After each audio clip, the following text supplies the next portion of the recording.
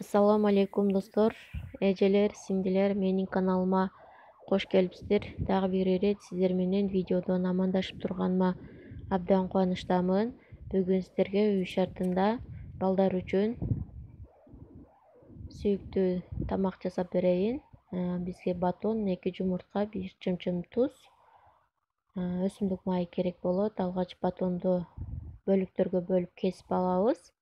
Эгер сиздин балаңыздын табити жок болуп, нан жедире албасаңыз, мына ушинтип берсеңиз, балаңыз өтө жакшы көрүп жейт. Менин балдарыма ушинтип берем. Менин балдарым аябай жакшы көрүп жешет.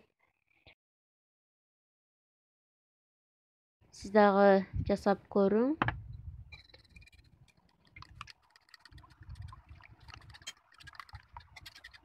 Жумурткага 1 чымчым тузду салып, жакшылап чалып алабыз. Печкабызды жагып, казаныбызга өсүмдүк майынан куюп коебуз.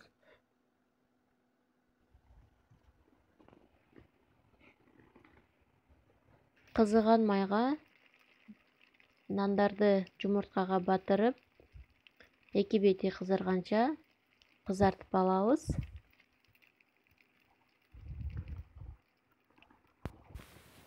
Мынакей өтө сонун болот. Эртең мененки чайга ушинтип жасап даярдап берсеңиз болот.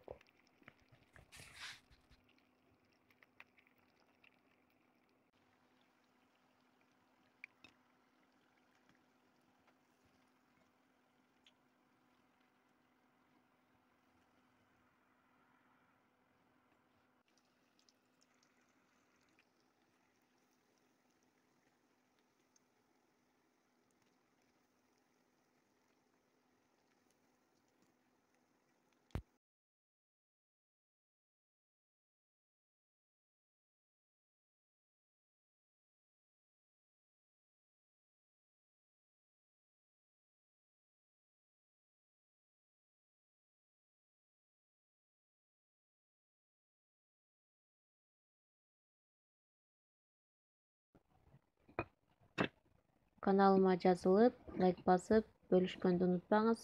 Эгер видео жакса, сөзсүз түрдө комментарий жазып калтырыңыз. Кийинки видеодон амандашканча